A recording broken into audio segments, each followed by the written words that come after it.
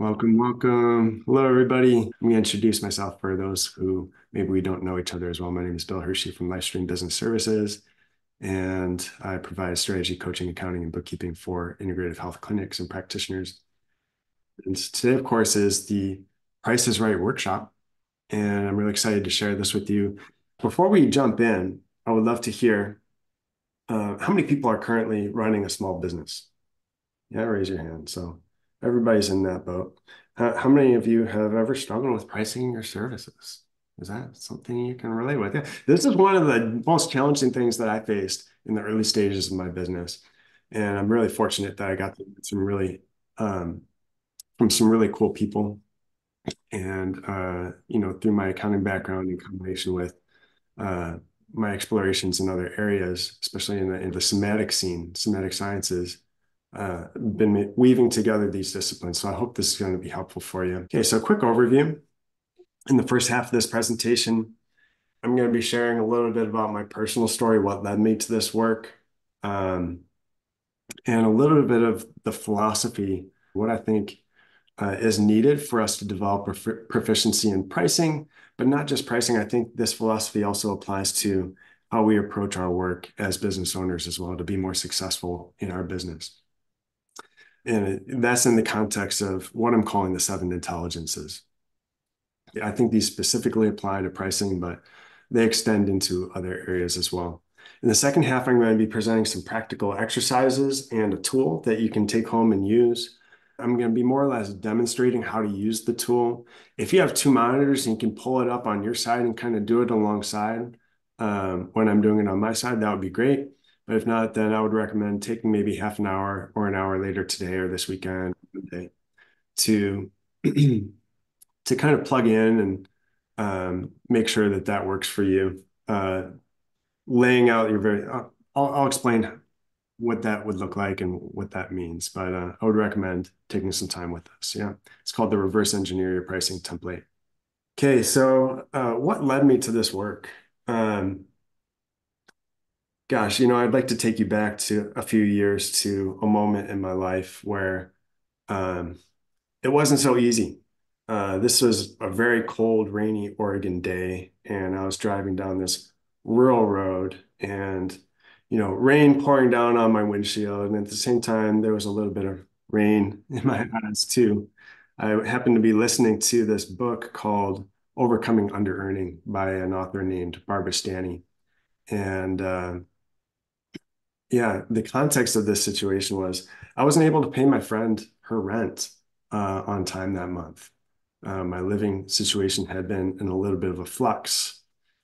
And yeah, so she was both my friend and my landlord, and that didn't feel good, right? So I was about a year into my business, and something shifted dramatically in my living expenses, such that I was behind the eight ball significantly. And gosh, it's up until that point, everything had been going pretty well. I was studying Ayurveda. I was growing my bookkeeping business at the time to support my Ayurveda education. I was taking care of an elderly woman, 90 years old with Alzheimer's. And all of a sudden, I was in this pinch with quite a bit of economic pressure. So I was listening to this book, Overcoming Underearning, and Barbara, the author, had presented this exercise, which I'll present to you also later in this presentation. The exercise was uh, it's a bit of an affirmation. It's time for me to earn more so that blank. And she invited us as listeners of the audiobook to fill in all of the blanks, all of the reasons why it's important for me to earn more. So for me, as I was listening that day, I decided to just kind of pause. I was feeling this visceral realization that, yeah, okay, yeah, it's time for me to earn more. So for me, it looked a little bit like this. It's time for me to earn more so that I can continue my studies in Ayurveda and somatic therapy, and which will allow me to become a great coach and help people offer their valuable gifts to the world. It's time for me to earn more so that I can continue to feed my soul through volunteer work and spiritual development. It's time for me to earn more so that I can afford organic food and keep my mind and body healthy. It's time for me to earn more so that I can pay my friend her rent on time and honor that relationship. It's time for me to earn more so that I can continue building my business and not be tethered to a low pay, uninspired job with inflexible work hours and inflexible work days and perhaps toxic coworkers and maybe a toxic boss. Can anybody relate to this so far?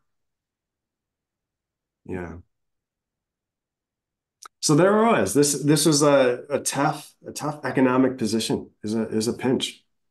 And so that's just to establish some context. Shifting gears a little bit, one of the toughest things for me going into entrepreneurship, like I said, was pricing services. Studying from these brilliant accounting folks in the profession around pricing philosophies, pricing methods. Believe it or not, pricing is actually something that uh, accountants and business consultants also struggle with, right? And it's not because they're not good with numbers. So being able to dabble in a lot of different worlds, a lot of different disciplines, it became clear to me that there's a lot at play. These various intelligences are necessary to develop in order to be really clear and solid and feel good in the way that we price our services. So, why is it that running a clinic is so challenging?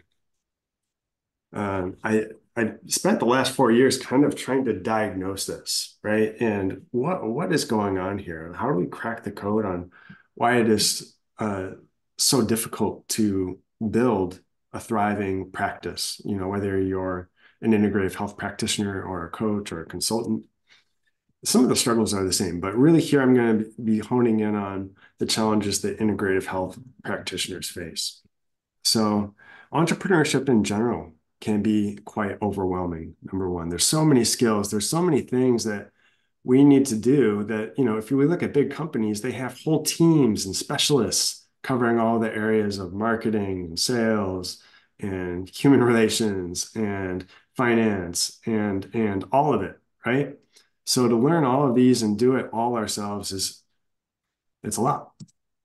Most practitioners in this business got into integrative health because they really wanted to help people. It wasn't necessarily because they wanted to earn a ton of money and get rich, right? So, as such, they may not have actually taken business training in school. Interestingly, even those who have, I see folks in the health field who have gotten an MBA, for instance, and they still struggle when they make the jump from working for somebody else's job or working for somebody else's vision, a bigger company, to then representing their own vision and running their own business.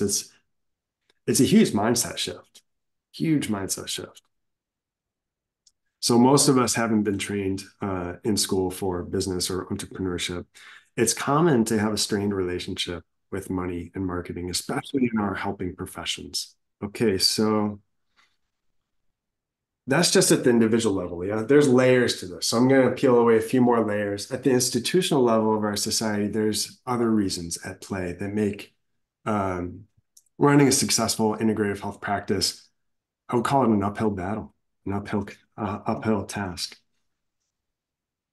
Society in general undervalues and misunderstands integrative health practices. Yeah, when we look at the insurance schemes, the hospitals, our professions are highly marginalized. Integrative health practitioners are compelled to start their own practices as a result of that economic climate. Yeah. And so, if we had hospital positions available for, um, now there are some, not a ton, but if you're a naturopathic doctor, you can, there's certain hospitals that will hire you, not a lot. But if you're an Ayurveda practitioner or a somatic experiencing practitioner, there's not as many options unless you have another licensed credential to go with it. So many of us are compelled to start our own practices in order to practice the modalities that we feel are so powerful and valuable, the ones that we want to offer.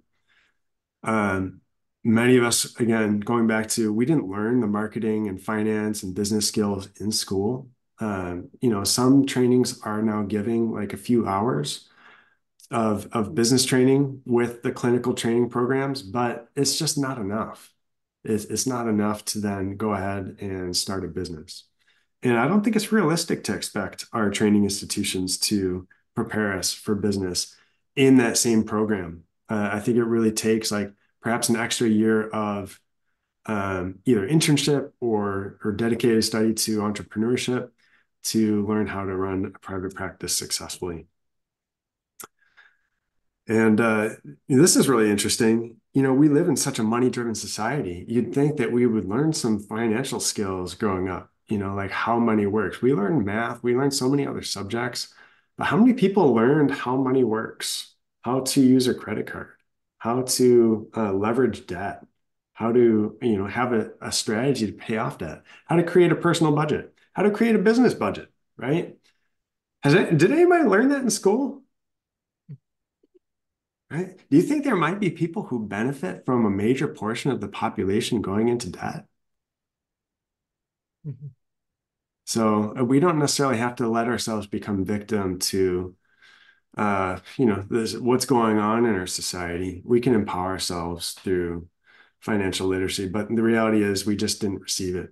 Some folks may have gotten from their parents. Um, many haven't though. So let's take another uh, level higher, zooming out and looking through the intergenerational lens. A few things going on here that I think are also worth mapping out. Many folks carry forward intergenerational conditioning and trauma, unhelpful patterns around money. So, yeah, this is real. Whether we're aware of it or not, this can have this sort of like avalanche of generational patterns that we inherit, right? Kind of pushing down on us. It's up to us to bring awareness and consciousness to this, to approach it perhaps in a better way.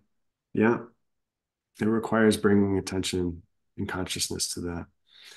But as a result, it may be challenging. Historically, mind, body, spirit health practitioners have faced a lot of resistance. And resistance is kind of an understatement in a lot of cases, whether it's slander, whether it's interference from government institutions or other trade organizations, professional associations, and even persecution. If we look, going back to the early 19th century or early 20th century, 1900s, what was going on with the homeopaths and the osteopaths and the chiropractors? Man, that was like a full out economic war against organized. And it's still going on when we look at the homeopathic profession. It hasn't ended.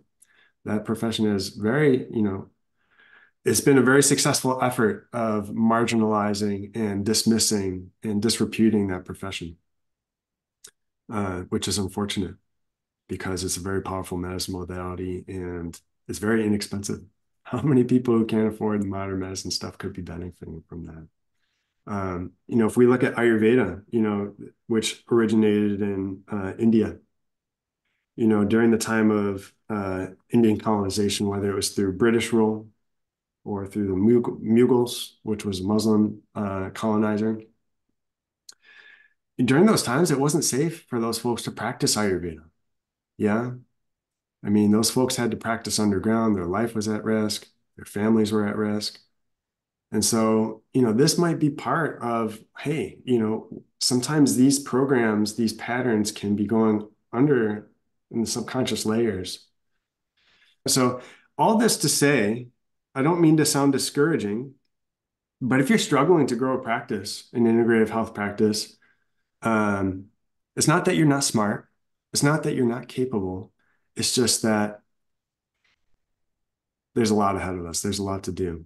But I do believe that with the right empowerment, with the right skills, with the right support, we can make this work. And, in the context of pricing, these are the 7 intelligences that I think are so key for us to be able to effectively price our services. So most business trainings will focus primarily on this one here. Can you all see my cursor? Strategic thinking.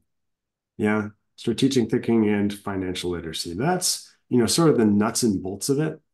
But there's all these other areas that get lost. Is somebody marking up the screen? That's cool, Carolyn. Nice work. So we got the annotation feature on there. So yeah, feel free to throw some graffiti on there if you'd like. Um, but yeah, emotional literacy, somatic intelligence. Somatic intelligence is actually something slightly different than emotional literacy. Emotions is actually being able to name the feelings that come up, whereas somatic intelligence is actually feeling into the sensations in our body. And it's sometimes noticing and feeling into those sensations that provides the gateway to understand and provide the opening to find another way in navigating within our nervous system a very uncomfortable topic or issue. Yeah. So relational intelligence, understanding what's valuable to another person, understanding someone else's needs and wants and desires in relationship to our own needs and wants and desires. Yeah. How do we find that mutuality in there? How do we find mutual prosperity in this relationship? Moral intelligence, spiritual intelligence. Man, if we had these two developed in the business world, it would be a different story. Right now, I think a lot of us might have a pretty bitter or bad taste in our mouth from what we see in the business world because of a lack of these two. Yeah. So my thought is as integrative health practitioners, we can actually be beacons to show a better way of running our business by developing these two. So all are at play as we step into pricing. Yeah. We won't be able to go too deep into each one, but the key thing that I want to help you understand here is that strategy alone is not enough. Yeah, because you can have the perfect strategy and you can be still totally stifled and stuck at an emotional and somatic level and not able to move forward, even though you know the right thing to do. Yeah. So what I would suggest is that money work is crucial for us to be able to succeed in pricing and in other areas of our business. Yeah. So deeper money work involves, I'm going to jump back to this slide. It involves all these. Yeah.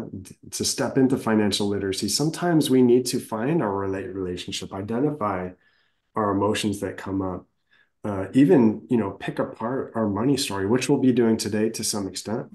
What are my beliefs around money that shape how I interface with this thing, right? Do I hold it at a distance like it's this kind of like dangerous radioactive material that's going to contaminate me if I get it too close, right? Do I feel like it's something that's nurturing me and supporting me and supporting the people that I care about, supporting my deeper human needs? So all of these touch into the deeper money work that help us have a more integrated relationship with money. So this is psychology 101, Maslow's hierarchy of needs. I don't think I need to talk a whole lot about that. But I do like to, number one, acknowledge that Maslow's hierarchy was inspired by the time that he spent with the Blackfoot people, which is an indigenous folk from Eastern Canada. So I think that's important to acknowledge that it's thanks to them and thanks to Maslow for preserving their wisdom that we have that framework. But essentially, we have physiological needs, food, water, shelter, warmth. Um, without those needs, it's really difficult to take care of higher order needs, right? It's hard to think about, you know, accomplishing something in life, building a business if we don't even have food, if we don't even have the basics, right? Um, let alone spiritual development or something of a higher order, making social change. I like to transpose this onto how many people here have heard of the four aims in the yoga tradition? Yeah, a couple people maybe. So in the yoga tradition, this is not just the hatha yoga or physical yoga, but there's a whole philosophy behind it where they've identified four aims of life. Essentially, one is finding right livelihood through resources or having sufficient wealth. Essentially, one is having sufficient pleasure or passion. The Sanskrit word for that is kama. Having a fulfilling sense of purpose, a direction in life, having meaning in life. And then the fourth aim is really more specific to spiritual fulfillment. So what I'd like to say here is that if this level here If that is deficient, it can create imbalances. You can see these top parts of the pyramid toppling over. It won't be sufficient to support those higher aims. Yeah. So creating a base, this foundation of uh, financial support is key for us to live a fulfilled life. That's what I'd like to assert here. So stepping into some exercises with you. Um, y'all ready for some exercises? Shall we do some hands-on stuff? Right on. The first one I'd like to introduce you to is called the body check-in. And a lot of what I talk about is not original. A lot of it, especially the money stuff, comes from the work of Barry Tussler. Barry Tussler is an author of a book called The Art of Money. Um, Had a really interesting life path. She studied Semitic psychology in college at Naropa, which is a Buddhist college. And maybe not explicitly, but a lot of Eastern uh, philosophy there. Uh, when she got out, she was living in the Bay Area, and after getting her master's degree, she wasn't able to pay down her debt, even with her introductory job. So it was like, what the heck? I got to figure out this money thing. She ended up starting a bookkeeping business, interestingly enough, and ended up learning a lot about how money works, teaching herself, learning from others. And eventually she ended up pioneering the field of financial therapy, focusing on this intersection between financial literacy and emotional literacy. So the body check-in is one of the exercises that she presents to help us start to map out if we're feeling any kind of discomfort. Sometimes, in the somatic work, we call this like a little bit of like an activation in the nervous system, whether it's a little bit of like nervousness or uh, frustration or tensing. Um, just allowing ourselves to be curious and explore and feel into that. So I'd invite you to take a minute if you'd like to, engage in this activity. And I'm going to give you two options. If it doesn't feel so appealing to do an internalization exercise, then I would invite you first to just kind of orient to your surroundings and just kind of notice what's around your room. And just becoming present to your 3D space, noticing if anything kind of jumps out to you or draws your attention. And if you can find something in your space that actually feels like a resource in some way, something that perhaps gives you a feeling of solidity or joy. Maybe it's looking out a window or noticing a plant. And when you're ready, if you want to take the next step to internalize, feel free to close your eyes. If you feel like you want to stay external and just stay oriented to your environment, that's totally fine. But as you close your eyes, just kind of, if you can imagine almost like an elevator, just kind of just slowly descending down the elevator from your head, below your eyes, down into your throat, slowly into your chest, and just kind of landing into your body. And almost like an inspector with a magnifying glass, just maybe kind of checking things out, seeing what's present, seeing what's there. Maybe noticing how your body's pulled by gravity into your chair. Maybe noticing how your feet are contacting the ground. And I'd invite you to, if there's anything you can do to bring an ounce or two more comfort to your body right now, feel free to do that, whether it's a small adjustment in the way you're sitting or straightening your back, shaking something out.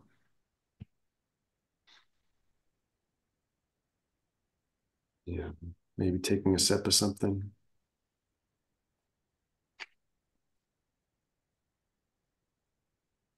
And as you're kind of immersed in this experience of your body, just kind of noticing what's there, any thoughts coming up, any emotions, noticing your breath, noticing if any images come up or bodily sensations, maybe a tightness or an openness or a warmth, coldness, noticing if any memories come up, maybe even and if anything's coming up really specific to what we're talking about here with money and pricing, business. Just acknowledging what you find as you kind of poke around with your magnifying glass, like the inspector.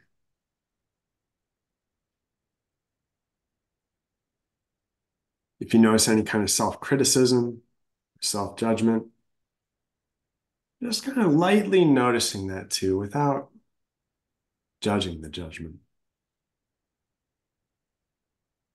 without criticizing the criticism.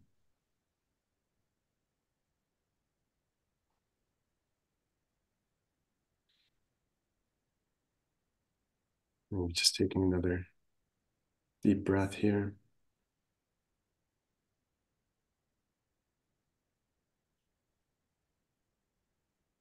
And whenever you're ready, feel free to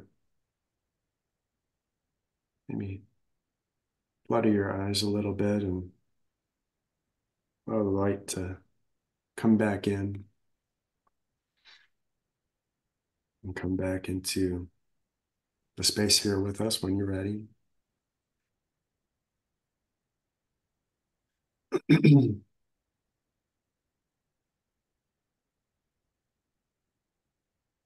Yeah, in this short little period of time, you might have discovered a thing or two, or but maybe some things that were latent under the surface in the periphery of your awareness. Maybe some things came more clearly into view. Feel free to journal your experiences if you'd like.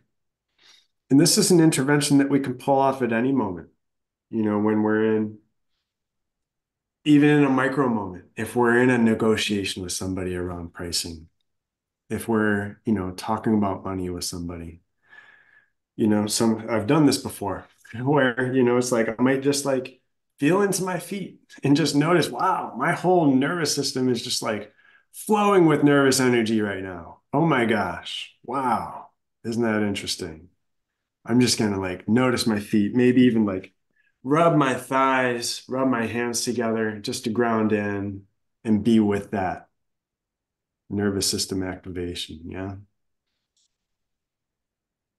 And I found that to be really helpful in working through those situations where it might otherwise be too easy for me to just to check out and withdraw. And as a result, perhaps maybe not fully represent my needs in that situation. Yeah. I've heard Barry mentions how at a car dealership, she when she heard the price of the car that the salesman was very uh, smoothly pushing onto them, she took a bathroom break. And her nervous system was very activated. She took a bathroom break and just kind of did a check-in, allowed herself time to ground in, and they made the purchase. But she did it from a resource space. Yeah. Okay, so here's instructions. Basically, we're engaging. This is not at all strategic or financial. I mean, in a way, it's strategic, I guess you could say, but we're engaging emotional and somatic intelligence or even spiritual intelligence by noticing what's going on at a subtle level inside our system.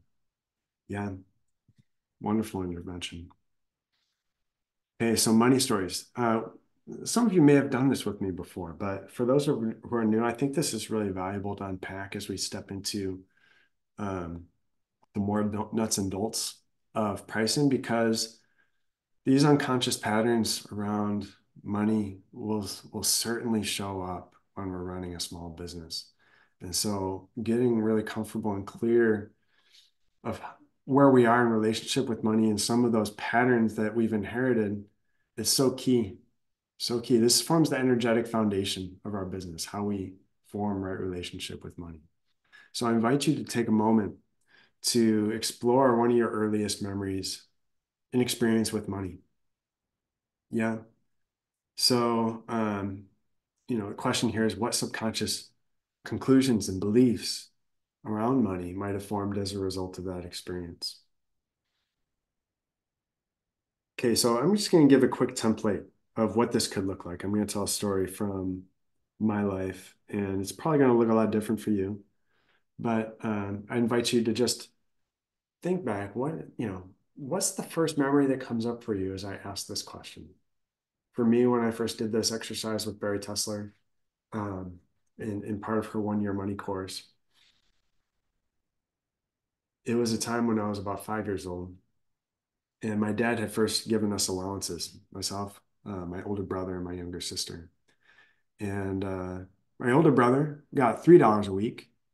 My, I got $2 a week, and my younger sister got $1 a week. So we were basically compensated based on our age, which seemed fair at the time. I was sharing a room with my brother, and we both had our little money jars there. And I was just fascinated with this money thing. I was like, wow, how many Legos can I buy with this? I was like really excited.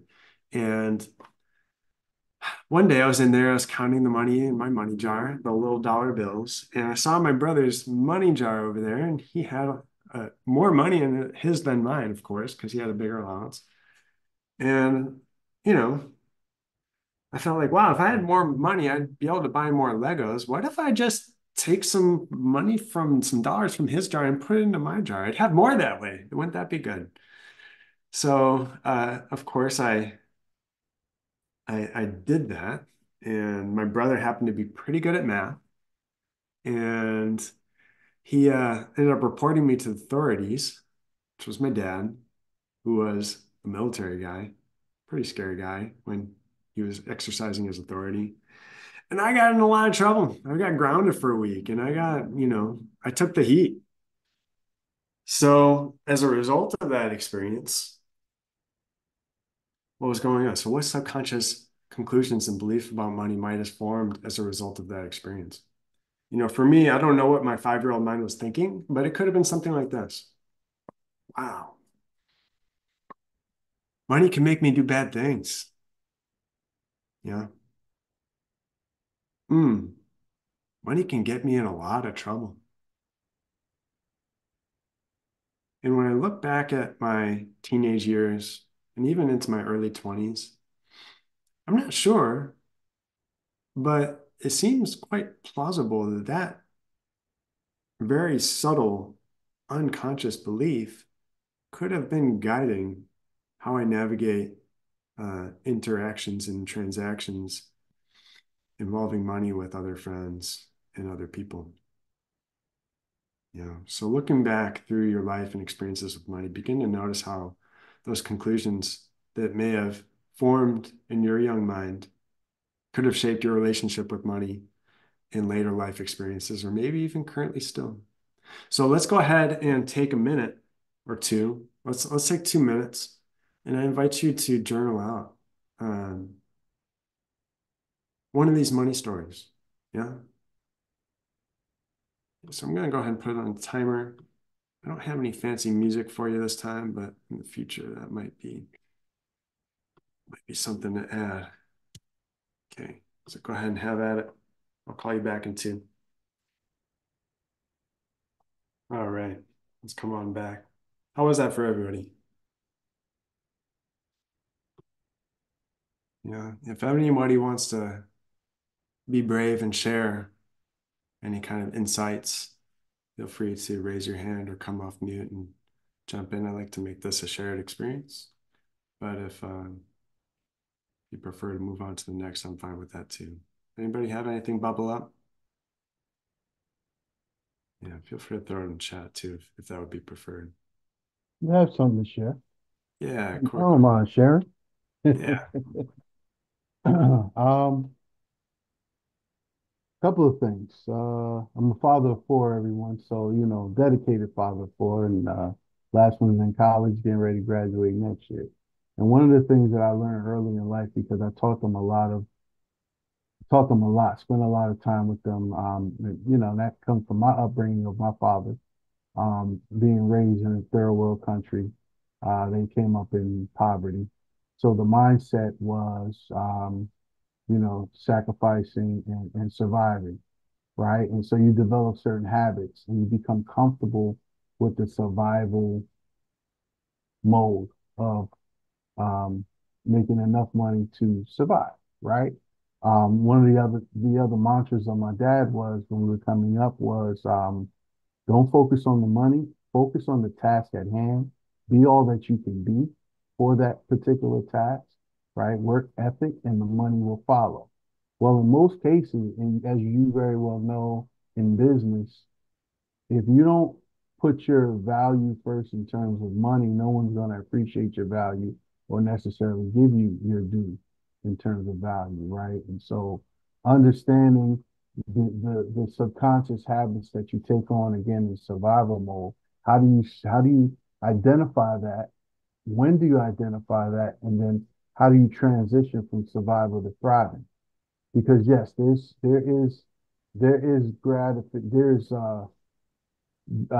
delay of gratification for a lot of things so you can reach and achieve because that pressure is what will drive the change and improvement.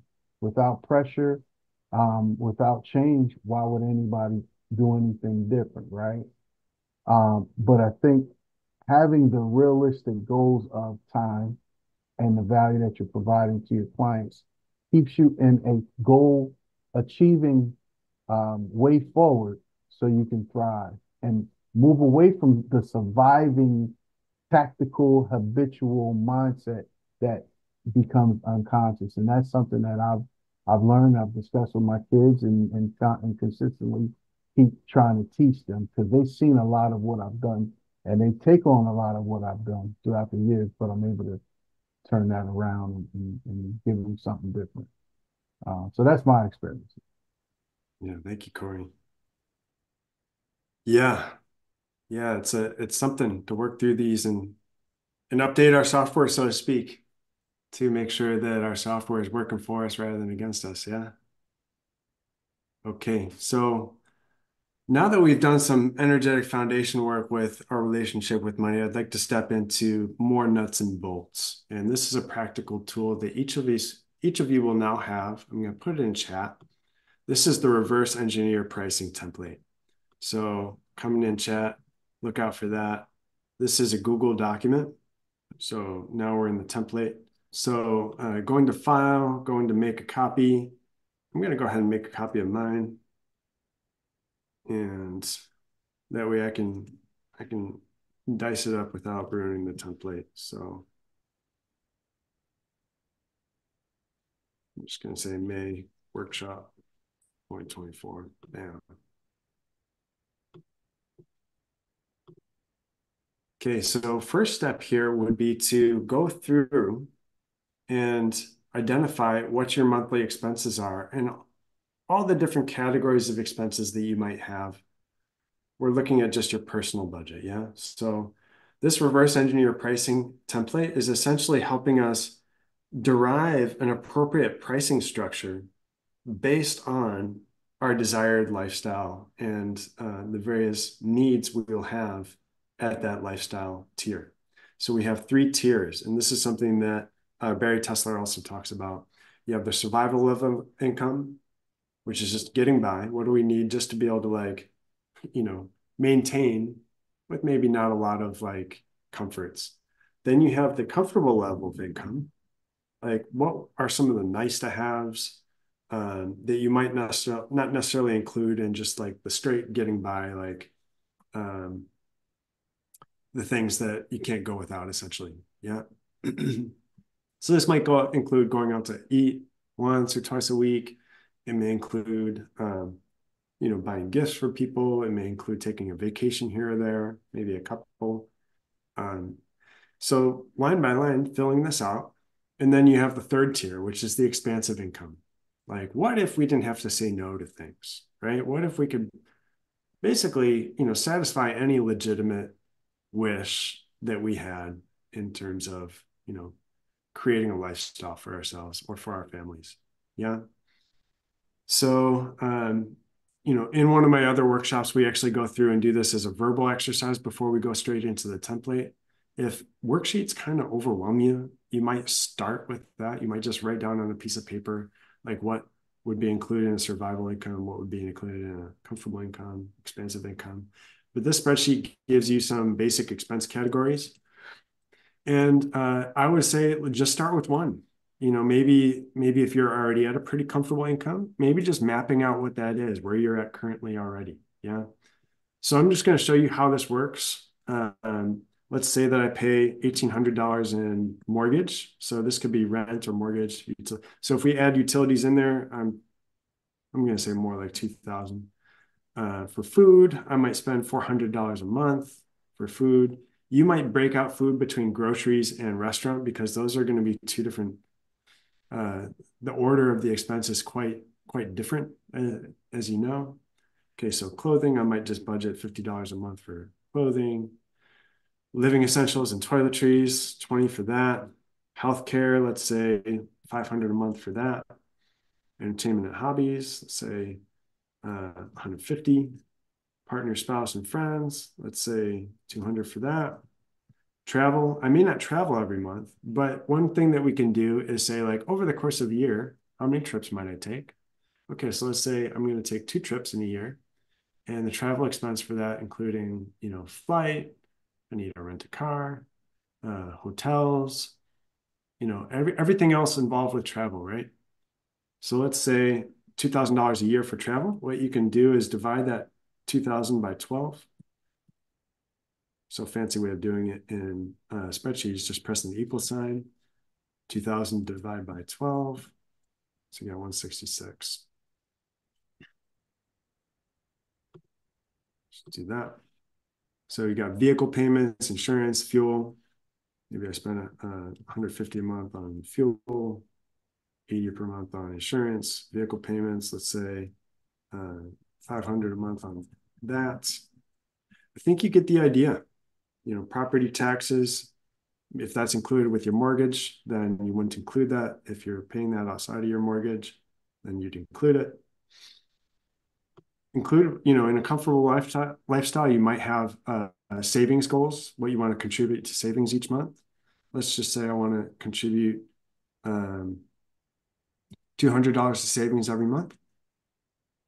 And then you got some lines down here for other stuff, stuff that may not be listed in this standard version of it. Yeah. So let's say for me to earn a comfortable income, I'm single, I don't have a family. I only need to earn 4,400 a month. Yeah. So then on top of that, I need to be able to take home that. On top of that, we have taxes to pay. This is a very conservative estimate for taxes. 35% is probably going to be less for you, right?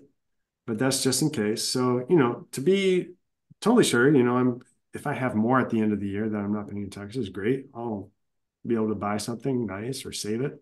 Right. So let's say that 6,000 is really what I need at a comfortable level of income after I've factored in taxes. See how that automatically calculates that? And it's also going to project your annual income. So in order to do that, 6,000 a month roughly needs to be close to 72,000 a year. Yeah. So hopefully this is helpful for the first part. The second step here is then to calculate your monthly business overhead. So your monthly business expenses. And if you don't have if you're not tracking monthly, then at the very least, you're probably filing a Schedule C form. In other words, you're giving your accountant a profit and loss at the end of the year so he can file your taxes. Yeah. You can divide that by 12. So let's just say, for the sake of simplicity, I encourage you to, have an understanding of what your monthly business expenses are. But if it's not super clear, I just put a placeholder here. Let's say that your monthly business expenses is 500. I'm just going to throw it down in other business and admin expenses. Okay. And then you can flesh out the details on your own, make it work. If you have annual expenses that aren't not necessarily monthly expenses, like insurance is a common one that's paid on an annual basis. You could say okay, my insurance is paid once a year, it's $750. And this actually automatically divides it by 12 and adds it to the total budget, right? So basically it's 63 a month, right? Because we see 500 from this section and then 63 was added to that. So you'll see here, there's a little formula. That's how that's calculated. So you don't want to mess up that formula if you're going to use this. Okay, last section, and this is where it gets interesting. Okay, so how many client hours can you do per week? This is hours spent doing client work, whether you're doing client-facing calls or behind-the-scenes work of scheduling or managing the project or taking notes or any of the other various activities that are involved in direct revenue generation for that client. Yeah. So let's say that, let's say you're a therapist and you have 25 hours a week to dedicate towards client hours. And that's not 25-hour clients, 25-hour client appointments. That because you're going to do notes in the background, you're going to be doing some other things, right? So that might be 15 or 17 or 20 appointments, right? But we're going to say 25 client hours. There's a number of ways to cut this up, by the way. So if that were the case, we don't have any direct costs for therapy services. If you're an acupuncturist, you would include things like needles, things that you dispose of during that appointment. But essentially, if we have 25 hours of revenue generation per week, we basically need to be making sure that just to get by, we need at least $74 per hour of revenue generation for those 25 hours. Yeah. To be comfortable, remember that comfortable income is a little bit different. I'm going to change this up just so it's not totally confusing. Let's turn this to 3,500. So it's a little bit different. So it was actually 53 for survival. It's about 66 for comfortable. And the expansive income, we look at that, about 18,000 for expansive in that case, which isn't totally out of this world for a therapist. When we look at people in hospitals making that amount, why not? Okay, so especially if you're in an urban setting where you have high living costs, that may be totally appropriate. Okay, so you need to be about 250 an hour if you were, sort of a high-level therapist doing cash pay services, doing 25 client deliverable hours. Another way to cut this, which might be easier for you if you're just doing 1-hour appointments, is say, I'm going to do 15 1-hour appointments per week. What do I have to charge for those 15 appointments? If we cut it like that, then it looks something like this. So in order to hit survival income, it's $89 an hour. For comfortable income, it now becomes $110 per hour. And expansive is $420. Okay, another scenario. What if I have a rental and I'm renting that out and I earn $1,000 a month from that? Okay, so this is why we have this line 9. Do you have other revenue streams? If that's the case, you don't have as much economic pressure to perform in your business. So as a result of that, when we add that in, you only need to make about $95 an hour to hit your comfortable income. Now, this is not necessarily meant to be totally literal. Just by doing this spreadsheet doesn't mean you should say, okay, $95 an hour. It's just to come to an understanding of the interrelationship between our lifestyle, our desired lifestyle and the needs therein, and our business overhead, and also our tax liability, how that all connects to our pricing. Yeah. Everybody seeing that? Wonderful. Okay, so let's go ahead and jump into another tool here, just so you can get an idea. And I'm going to put this tool in chat as well. Okay, so here's the other tool in chat. Bam. This is the pricing diagnostic workshop template. So if you realize, hey, my pricing is actually not commensurate to what I need in order to support myself. Let's say your annual revenue is currently at 80,000, and you need to increase your prices maybe by 20%, right? So if you're at 100 an hour, maybe you realize I need to bump up to 120 an hour, right? So with that, you might lose a couple clients, probably not It's usually people don't lose as many clients as they think they're going to lose when they do price increases because people see the value in what you're doing. But even if you were to lose 5% is like 1 in 20 clients that you might lose. Yeah. Even just with a 20% increase and a 5% loss of clients, you've increased your annual revenue by $11,200 without having to do any extra work. Yeah. I'm not saying that everybody should be increasing prices and that should be the primary strategy to increase your revenue. But my experience is that most folks are on the edge of underpricing their services rather than overpricing their services in the integrative health profession. So this tool, you can play with this. Let's say like, I only want to increase by 15%, and I don't think I'm going to lose anybody. Okay.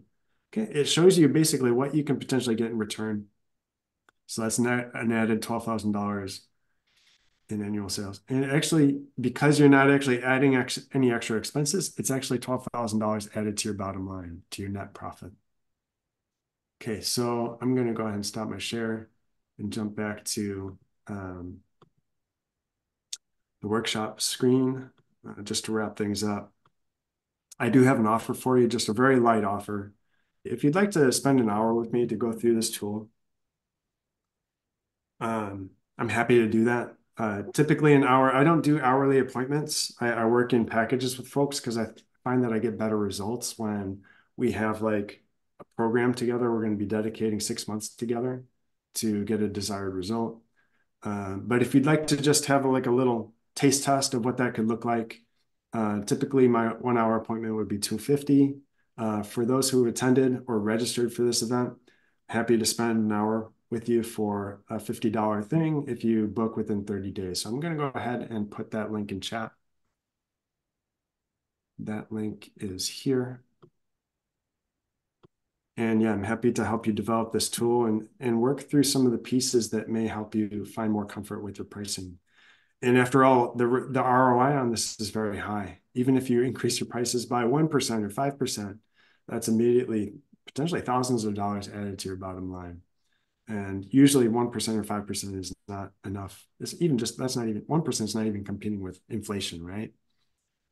So I also invite you to take my quiz. This can give you some great insights into your unique approach to business. And there's personalized advice in here as to how you can approach some of the common challenges that business owners face. So the quiz is here. If you're not already signed up for my email list, that will opt you into my email list to find out about future events. And what else we got here? Yeah, if you know anybody who would like to host this workshop, who could benefit, or who has an audience that seems compatible to this sort of message, I would love an introduction or a suggestion. If you yourself have an audience and would like to host me, I'd be happy to discuss how that could work. And yeah, I hope this was valuable and helpful for you all. If you'd like to reach out, stay in touch, there's my email. And of course, I provide strategy coaching, accounting, and bookkeeping services. If anybody needs help in any of those realms, happy to be a resource. And it would be a delight to help you breathe life into your vision. Okay, so that's all I got. That's a quick recap. Pricing, drawing on all these various 7 intelligences. We did some software intelligence work, 2 exercises. We got into the nuts and bolts, more of the strategic and financial intelligence with those spreadsheets. And yeah, key takeaway, hopefully we can be more successful by engaging and embracing the deeper money work that's necessary to be a successful entrepreneur. Okay, everybody, thanks so much. I'm happy to stay and answer questions if anybody has any. Otherwise, have a great weekend. Thank you so much for joining.